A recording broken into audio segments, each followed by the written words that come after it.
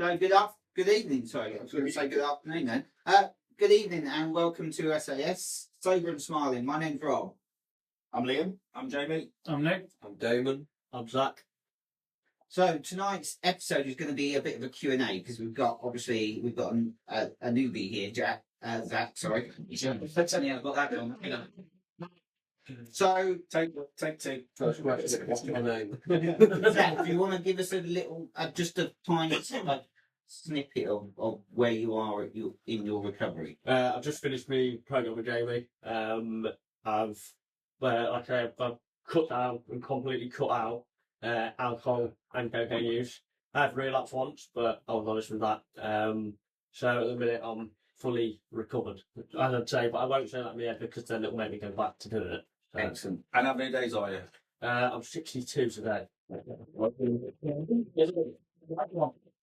So yes, we're going to use this episode as a bit of a Q&A, really, mainly for any questions that anybody's got. So really, mainly to do with you, Zach. So any questions that you want to ask us, or the hardest part of recovery would be my main question.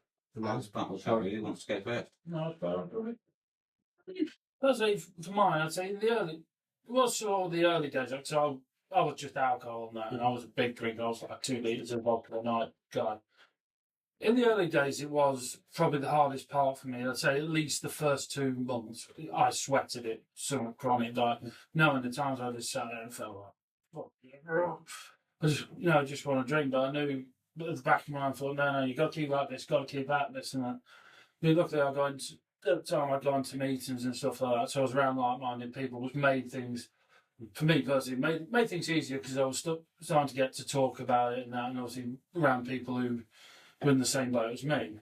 So that made it easier for me around that time. But I'd say first 2 months were the hardest. Then it sort of got easy, but got easier as the months went on now. But you still obviously at times used to get the odd niggling thought and that. But I'm a fair way along now, so I'm pretty alright with it. But I'd say for me personally, I'd go first 2 months. First 2 months were the worst, then I'd say up to probably 6 months still feelings, but after that, it just sort of waned off a bit. It's waned off a bit, so. Cool. Who's next? And else? Yeah, I'll go. I mean, I think the hardest part is, the whole recovery in general, keeping yourself busy, especially that, like you said, the first couple of months. Because depending on how long you've been in addiction, that's what your body's been running on. Mm-hmm. So once that's out of your system, it's keeping that motivation. You need to find that energy from somewhere else because, you will find the energy to get the substance, whatever the means. Obviously, once there's no drive to get that, you need that natural drive. And that, that can be the first couple of weeks, you can be really excited that you're doing it and you're doing well. But then, you get to, the dry drunk phase, which we've discussed. And you feel like you're running on empty and like, what's the point? Yeah. And that's when, you might start, the thoughts might start creeping back in. I'm quite lucky that I haven't relapsed, but even now I'm 9 months in.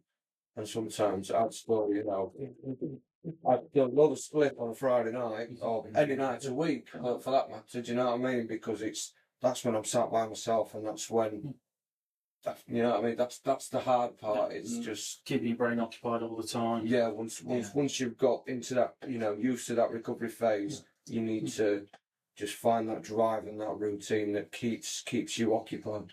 Yeah, that's pretty much what I was going to say. It's sitting with yourself. Yeah. And not wanting to find something to mask your feelings,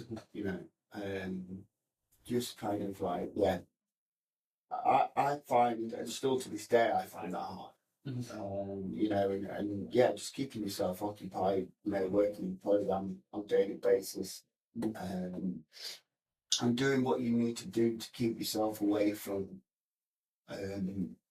that grip of that, because I spoke on my last on the last podcast, like, it's just when you I find when I get overwhelmed quickly, it gets exhausting and I think too much about things, It's so easy just to go, do you know what? I just need something just to put my head at peace. Exactly, yeah. So, I'd say that's the hardest part. And for me, it's still the hardest part today, I've been around recovery for quite a while and I've had quite a few relapses as well. So it's, that is the hardest. Yeah, That is the hardest. I'd say early doors, it's kind of working out who you are. Because for me, I've done it for over 3 decades. You never kind of really know who you are as a person, exactly, really. yeah. It's almost like you've got to reinvent yourself. I never had any hobbies. But my hobbies were going to the pub and getting pissed. That was all I did. And every hobby I had revolved around going to a pub. So when you get into sobriety, it's like everything kind of changes. So that can be quite hard to transition into that to start with. Well, then where I am now, and I didn't realise, well, it is. I mean, I'm generally pretty good with sitting with my emotions today. But there's always one emotion that'll come and bite you in the arse, and that's why it's really important to kind of be bulletproof with your recovery all the time. Because if I were being consistent with my routine, my meetings, checking in with myself how I do, what I had to do yesterday and have my dog put down, that would have been an excuse for me to go on a 3-day bender. Yeah. So, and it's kind of made me realise that, I can't get complacent. I've always got to have a recovery. Well, they say that they are saying within sobriety that the good thing is you get your feelings back, but the bad thing is you get your feelings back. Yeah, do you know what I mean? yeah, So, yeah. Double-edged sword. But it's selfish, like I say. I mean, I put it on my whole heel page yesterday. I mean, I had to have my French bulldog when it put down. She was severed and she had a brain tumour, and it was the right thing to do. But it was really, really uncomfortable, seeing me, the kids crying. It was, but it's so selfish of me because all I wanted to do was disappear from it, get out of it because it was really, really uncomfortable. I mean, it's still raw today, but yesterday it was quite a challenging day. Like I said, I'm 18 months in a couple of days, so it's you never don't get too complacent or get too cocky with addiction because it will have your pants down if you haven't got your guard up, if you haven't got your guard up for it. I think it's mentally preparing more than anything because you can tell yourself that you're not going to use, but you're only one bad situation. Yeah. But said I've got the whole thing I always said about theory of the Joker. I won't go into it. It's a long thing, but basically, you're only one bad day away from going back to what. Yeah, you are. I mean, under times I've especially in early time, especially at work, 'cause I work in a building yard and it's a stressful environment. Under times I've sat there and back exploding, just about losing my temper with everything. But I've had to sort of take myself out of it, go have a breather, and then just come back to it. So I know if I kept at it and just kept getting myself stressed out, as soon as I finish work, I'd be heading straight to the off license. And I think as well, I don't know why, it's just kind of coming to bed, and it's true. It's like when you're kind of keeping your side of the fence clean on a daily basis and you're dealing with stuff as they come in, you're kind of quite calm and quite almost like you're prepared for stuff because you're not. Before everything would get on top of me, and I was on a knife's edge all the time. So one thing would just tip me over the edge, and that's it. I was gone. But because that happened yesterday, I was present for him. I was grounded, and it kind of and it wasn't really. I'm not going to lie. I did really struggle yesterday, but I've got through it, and it's still raw today. But I'm all right. And again, it's an emotion that I've not had to sit with. Well, I can't. It's been 30 years since I've had to sit with what I had to do yesterday. And I remember when my other French bulldog died in 2016, and that was a 3-day bender. Leave everybody Just to mask those feelings. Just to mask those feelings. So it's So hardest part of recovery. If I look back now, I'd say the hardest part of recovery for anybody, any newcomer, is understanding yourself and understanding that what you have to do in recovery. So don't take as much advice from people as possible, but don't follow the crowd. Yeah, because it's easy to get sucked into to stuff that people are telling you, do this, do that, do this, do that, and it then becomes their recovery, not your recovery. Yeah, Just because it's they're okay and they haven't got like slipped or anything for 10 to 8 years or whatever. Might always work for you. Yeah, Sort of thing. it has to be yourself, and you're in control.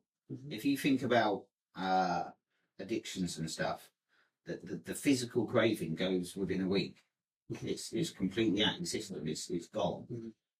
It's then understanding that anybody with addiction it's all mental, and it's how you deal with that. And the only way to deal with that is to follow your own path.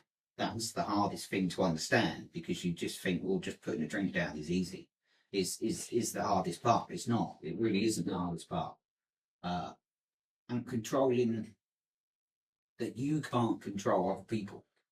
That's what I always found. The hardest part for me, and still sometimes the hardest part for me, is other people. Yeah. It's other people in what they say, what they think, how they act. Even to this day, people that are in my family and loved ones and everything else, they can have a reaction to an addict, or somebody will say something like, "Oh, that's his fault," and he brought that all on himself, talking about a third person. And it's just like, you want to scream at them and go, but other people think how they think. Yeah. We can't control that anymore. No. We used to. We used to think we could. We used to think we could control everything. And also, the biggest bit of advice that I would say to anybody is just split every moment in time up. So past is, deal with the past once, and then it's gone. Don't think about the past ever again. The future, don't ever think about the future that might happen, because your brain will constantly want you to think about the future. Just think about that middle bit. Just think about now. That's the best bit of advice for anybody. Think about now and live your life for now. Then you've got nothing else to worry about. Your brain can't go at fucking 100 miles an hour, can it? Exactly. Yeah. So yeah, that's my advice. So yeah, any more Hardest emotion to deal with? emotion to deal with? Guilt, I think. Maybe even not so much guilt, sometimes shame. You know, when you start working through, you know, the stuff that led you into addiction, or the stuff that you've been running away from, or some things that you might have done in your life that you put to the back of your mind. You know, when you start working through all that and getting stuff down on paper, or however you're dealing with it, that's, you know, because that you're coming to terms with the person you were. Yeah. And not always a nice person. No, I think then taking the responsibility as well, which is the same as guilt, taking responsibility for the actions in your past, is a big one, isn't it? Because it's you have to then see your part in it. That yes, that person was an absolute fucker, and they probably destroyed your life. Yeah. I've got one in my history that person absolutely destroyed my life completely and was nasty as arseholes. But I have to take my responsibility in it, that my actions led that person to do that. Yeah. So, and it's the guilt and the shame of that, isn't it? Because guilt and shame, you've got to face it head on and go, this is my part here. I did this, and I was an absolute wanker for behaving this way and treating people this way, but then not dwelling on it. Yeah. That's the problem, isn't it? Yeah. Because it's easy to dwell on it. Like And you then, said, not living in the past. yeah, dwelling on it, then get off another relapse. Yeah. Definitely. Yeah. And if you completely haven't got rid of your resentments and all that sort of stuff, then it's like another relapse waiting to happen. Get rid of it and leave it is Yeah. really hard, Yeah. because you want to pick at it, don't you? Yeah. Yeah. And I mean, when you do stuff like that and you do start making amends and you talk to them and you make apologies, now whenever you're doing it, mate, say it once, that's it. And I don't mean to sound awful. Some people, I was lucky. Most of the people, there's only one person I should need to apologise to. I've never been able to, because I've not had time to speak to that person. But once you've made them, just that's it. Leave it there. Not everybody might take it, but if they don't, then that's there. Do you know? At least you've done. At least Yeah. you've cleared your side of the street. You're Yeah. One of the things that I still struggle with today is the people that you've made amends to and spoke about when you've gone wrong, your recovery, and blah blah blah. And like you said it, leave it, done. Yeah. Sometimes when you have a bit of an argument or a bit of a fallout over nothing, It gets that gets brought up. Yeah. Yeah, not by you, though. No, not by It's brought up by them. by them. That's what I'm getting at, and it's brought up by them, and it's thrown in your face. Yeah. And still to this day, I still get that. Yeah. And it's the anger in me Yeah. to not react, Yeah. to not go, do you know what? Yeah. You know, Yeah. I get and that. to be able to control that. Yeah. That's hard. Yeah. That is really hard. Mm. So I knock it on the head quick. Yeah. And obviously my wife watches this, and she'll tell you that yes, I knock that on the head sort of like immediately, because she'll go, and it will come up very, very rarely, but it will come up and she'll go, oh, do you remember when you used to do that? And you used exactly. to be, and you did this, which is horrible and nasty. Yeah. But I have to say, we're not talking about that. We're just done. Yeah. We're not Yeah, doing that. Yeah. Before it gets to an argument. Yeah. And it's harsh. But some people are relentless, Rob. Well, they are, Sometimes because they'll keep going. They'll pick and and they'll they'll pick keep and they'll going and pick. they'll keep Yeah. picking. Do you know what I mean? But that's, You know. that person wants you, sometimes, we've seen it in other relationships and stuff, that person wants you where you were because Yeah. you were controllable Yeah. then. Yeah. Exactly. Some example was with Yeah. hockey. 100%. She was like, oh, remember when you used to do a bang before hockey? Do you remember when you used to do this before hockey? When we were together, you like to do this every night, you do that every night, and it's... Yeah, exactly. I'm like, I'm just here to coach hockey with the kids, not talk about what I used to do. Yeah. Not- Yeah. That's a hard part of both of us being coached together still, but... I think that's a consequence of the past, though, isn't it? Yeah. You know, It's something we've got to Yeah. wear, Damo. Yeah. We've got to live with that, unfortunately, you know. Some people will bring it up, but you know, like Rob said, you just got to say, look, I'm not that person anymore. Mm. You know, yes, that was me, and I apologise, and I can't keep apologising forever. Yeah, no, you didn't. Like I said, if anything gets brought up to me, that's my dice. I'm not talking about it anymore. But I think for me, early doors, it was being lonely. I didn't like being on my own. But I've actually, when I kind of hit that 12-month mark this time round, it's like I actually really enjoy my own company now. It's quite strange. But I think an emotion that I can struggle with sometimes is fear. Yeah, fear's a big one. Fear's a big one. Big Yeah, one. but like I said, in my head, it'll create stuff that's not really not mattering. I have to, and it, you know, and it just goes to show you, it can always just creep back when you kind of got one of those days where you feel a bit, you know, it's when you feel a bit poorly or you feel a bit ill. That's when those, you know, when those thoughts start creeping back in. But mine, it's generally like fear based, like those what ifs, Yeah. and then that anxiety comes in. Yeah. And it's my creating stuff that's not even happened. Do you know what I had in the early days? And I don't get it much now. In fact, I don't get it at all, really. It's other things, but FOMO, fear of missing out. FOMO. Yeah. That was a big one for me in the early days. Like, So no, you know, why can they still go out and party and I can't? Do you know what I mean? No. It's like, you know. You get it, your education become boring because you don't do it. That is a weird one, but that you wouldn't believe how many people we come to cover that I was so worried about doing can I become a boring person. I'll be honest, I did for a little while. Yeah.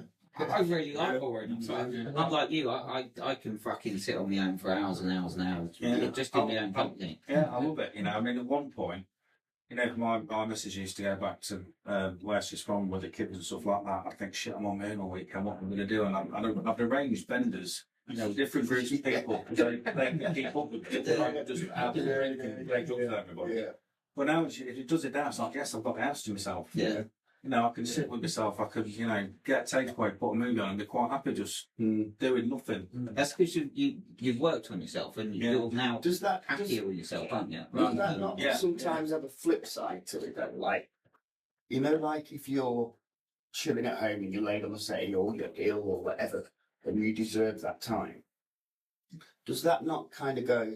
You sometimes get that thing creeping in your head where this is how I used to be, and I feel guilty for doing this. Only- You know what I mean? Only only I don't get it as much now. No. I'm just saying, did you ever get I it? did get it early days, yeah. Well, if everybody's at the house and I'm kind of laying down and I'm quite aware if I've kind of spent too much time on the sofa, then that would crop with me. That's what I'm But if saying. there's nobody in there at all, I'll literally Just lay there all day. I would lay there all day, just binge, and I don't feel guilty for doing it.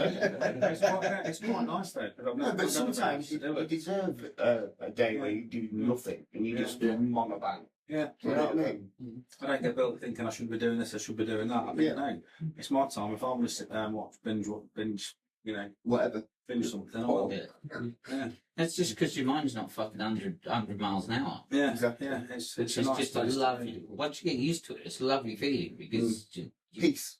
your brain is just like peace. Yeah, it is. It's peace of mind. You've Yeah. had- That's what I've got today. I mean, I've had 45 years. My brain can just fucking go in overdrive, 100 mile an hour. Yeah, and it's really nice just to sit there and it just tick over normally like normal people. I think if I can kind because it's kind of gone from one extreme to the other because I was always booking holidays, booking weekends away, and I know it used to piss my wife off because as soon as fast as I've unpacked a case, we're packing to go again somewhere else. Yeah. And it's kind of gone from that extreme. So like, we don't go anywhere anymore. You know what I mean? But I'm like, I'm just not arsed. No. Content, mate. Yeah, I'm content. Yeah. Content. But that's because most addicts like a chaotic lifestyle. Yeah. Because your brain's chaotic. Yeah. And I know sort of like Keeps you busy. loads of people that are on that verge because they have a chaotic lifestyle, and I used to pride myself on that. I used to love stress. I didn't fucking hate it. Yeah. But I ran on the stress because Friday. my brain was fucking going. Yeah. So I thought this is normal. Yeah. So let's run on stress, and then I can take loads of fucking substances. Yeah. Loads of Yeah. It gives you the experience that you need, doesn't it? Yeah, I get that. And then for me, I always used to thought I like being like in like busy, like chaotic kind of places with all like news and everything mad around me. But I actually realised I can't stand it. No, I hate it. Being in like noisy places. I just like peace and quiet. I just like it when it's really, really quiet. Yeah. I mean, you obviously telly on. You mentioned FOMO, and I'm sat here thinking, I mean, what are you actually missing out on? Do you know what I mean? I don't. Right now, nothing. No, but do you know what I mean? It's you. What I don't know why we fear it to start with because It's they're, like a they're warning always. face. I think. They're always nice that I end think up that- in either not being able to remember them, Yeah. or police cells and or just trouble. Do you know what I mean? Arguments. And, I think in the beginning, it is when you're fresh into it. It's kind of FOMO, and it's probably a little bit of jealousy, maybe. When you look, It is jealousy, when you look Yeah. at people and you go, "How come you can fucking go out and do that?" And I can't. I know why I can't, Yeah. but Why? I'm a bit jealous But about you're it. at some- Do you know what I mean? That you can do it. Exactly. Yeah. But obviously that eventually fades the more you get into it. I mean, for some it'll fade faster than others. I know when I first stopped drinking and smoking weed, I tried going to the pub with people. And I was fine because I was drinking 0% beers. I don't mind going out and having a 0% beer. But as soon as people start getting pissed and rowdy and talking over you, just talking about the same shit over and over again, it's like, can't go in because 10 different stories. I am going to miss this. Do you know what I mean? You don't miss that at all. No, because it's almost like looking at yourself up. You almost look at these people like, God, was I really like that? Yeah. Yeah. It's almost like self-reflection when you look at it. Like, fuck it. I think that I started to realise how rowdy I was at the time, and I'm sat there in the pub shouting and wondering why everybody used to think I was a dickhead. But then I realised why I was the dickhead at that point. I think we spoke about this before in one of the podcasts about when you're with someone who drinks and they start getting pissed or whatever, and you go, actually, no, I'm sober. Yeah. And then they'll go, well, actually, I ain't had a drink for about 2-3 months. It's like you've held a mirror up to themselves. Yeah. Do you know what I mean? Yeah. So, That's why my favourite saying. I'm like, listen, I'm sober. I remember what you said. Maybe you don't, but I do. Yeah.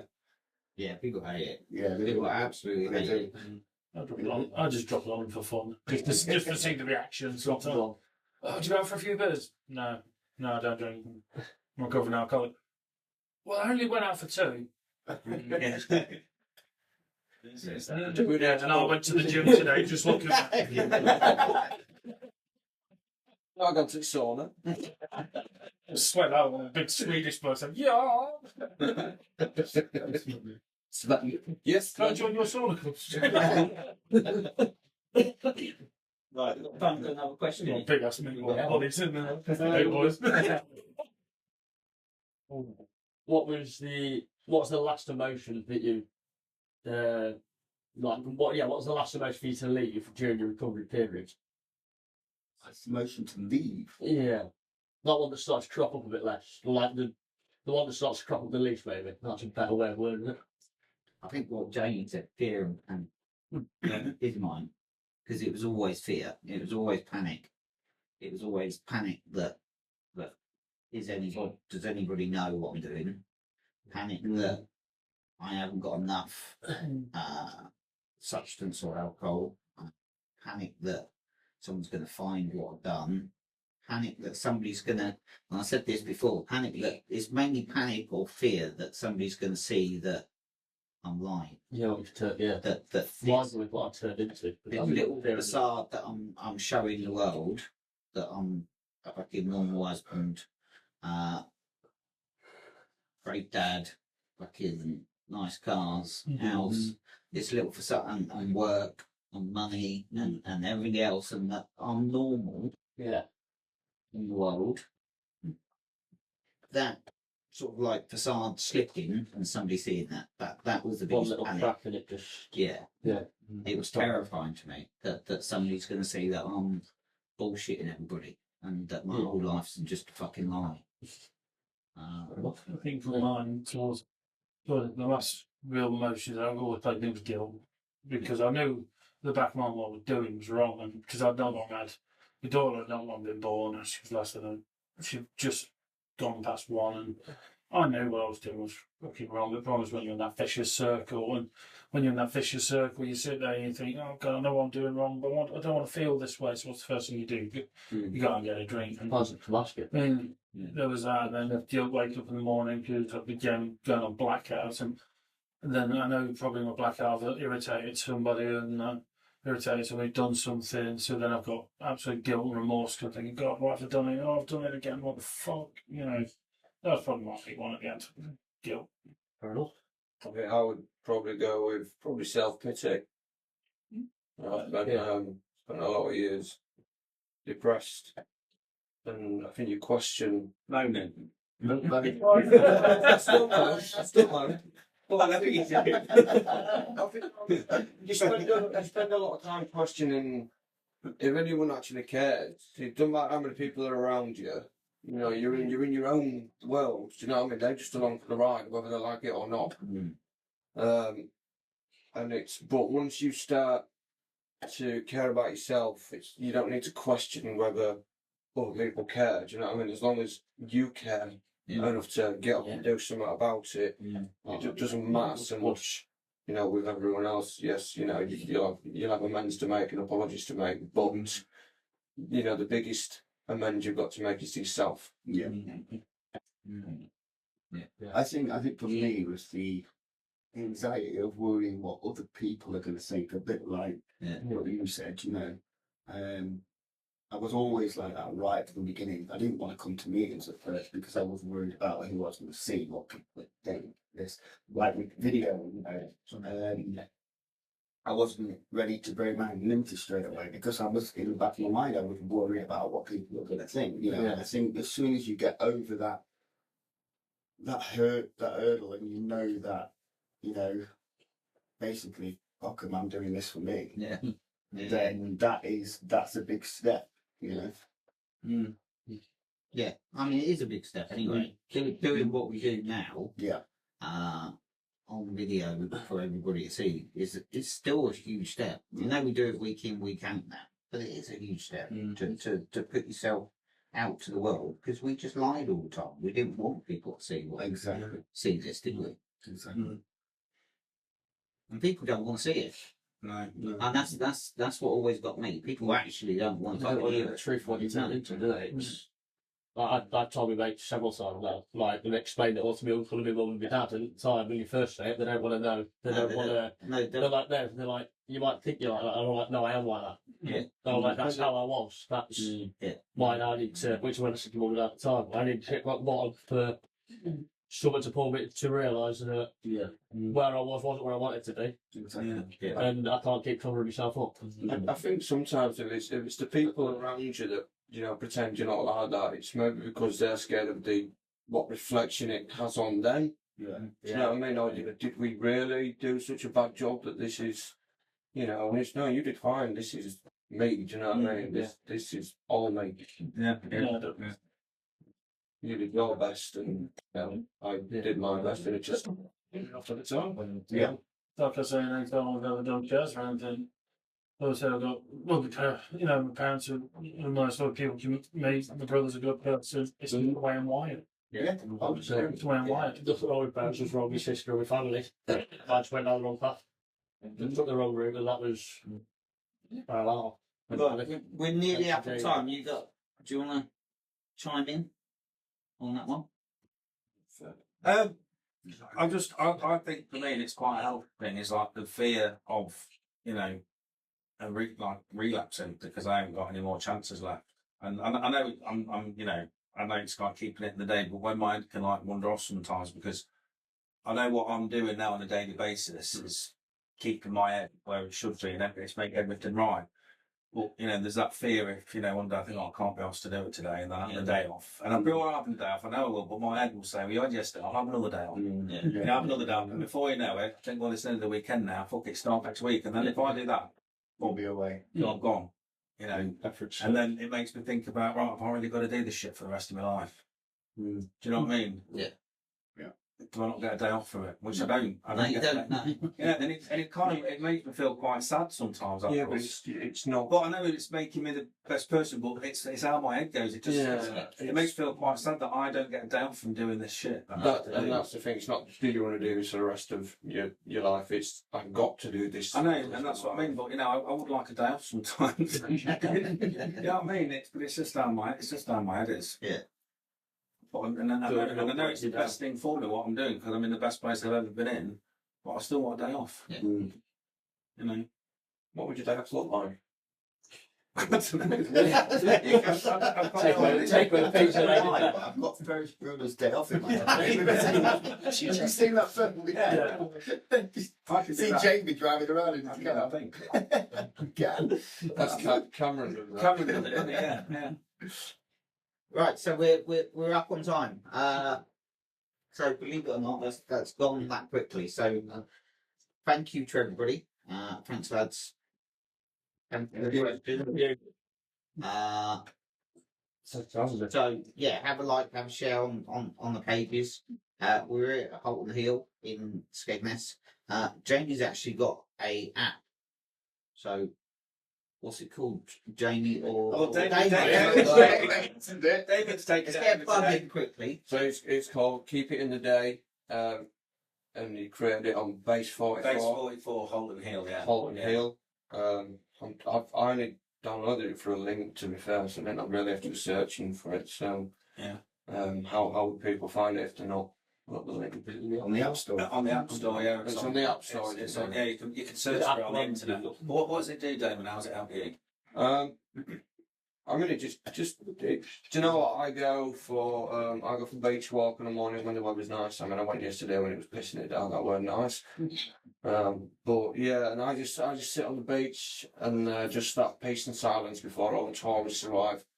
It just gives me time to think, and you know, it lets me write down what I'm grateful for, what I want to focus on for that day, and just keeps me not in check, and you know, but it's just allows me to think about the day ahead and stay in that day and not think about yesterday. Yeah. Clarity. I've just thought, would you like me to add a section to it about like something like moan about? Yeah, something I can Right, well, I can add that to it.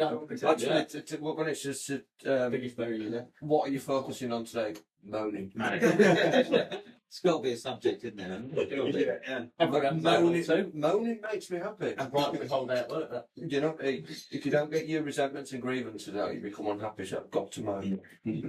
So yes, have a look for that. If you can't find it, give us a comment and we'll direct you to it, or we'll get Jamie to direct you to it. So thank you everybody. Have we broken the internet yet, Dave? Well, no, not quite yet. We're getting there. I'm basically trying to break the internet because, like I said, I need a fucking hair transplant. But yeah, we're all the fans.